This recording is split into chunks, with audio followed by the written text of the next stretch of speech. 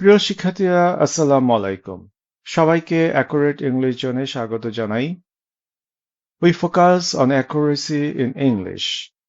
আজ আমরা Shahjalal university of science and টেকনোলজির এবছরের ভর্তি পরীক্ষার ইংরেজি প্রশ্নপত্রটি নিয়ে আলোচনা করব।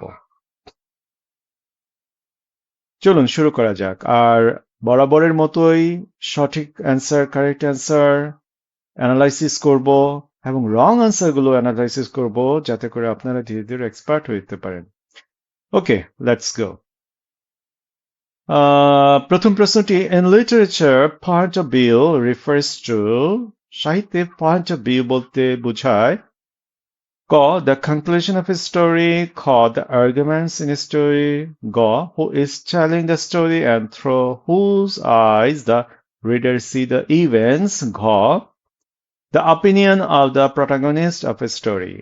Correct answer হবে গ who is telling the story and through whose eyes the reader see the events.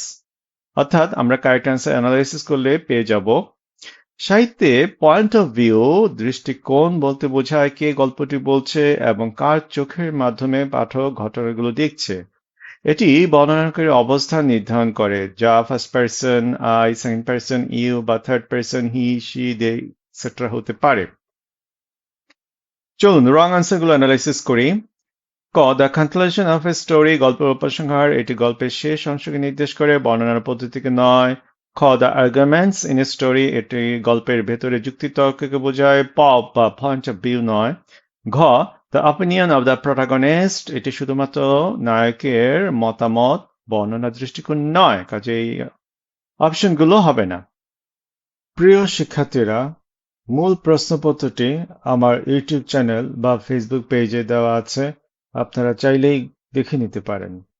আর আপনাদের ন্যূনতম উপকারে আসলে আমার ইউটিউব চ্যানেলটি সাবস্ক্রাইব করতে পারেন অথবা ফেসবুক পেজটি ফলো করতে পারেন।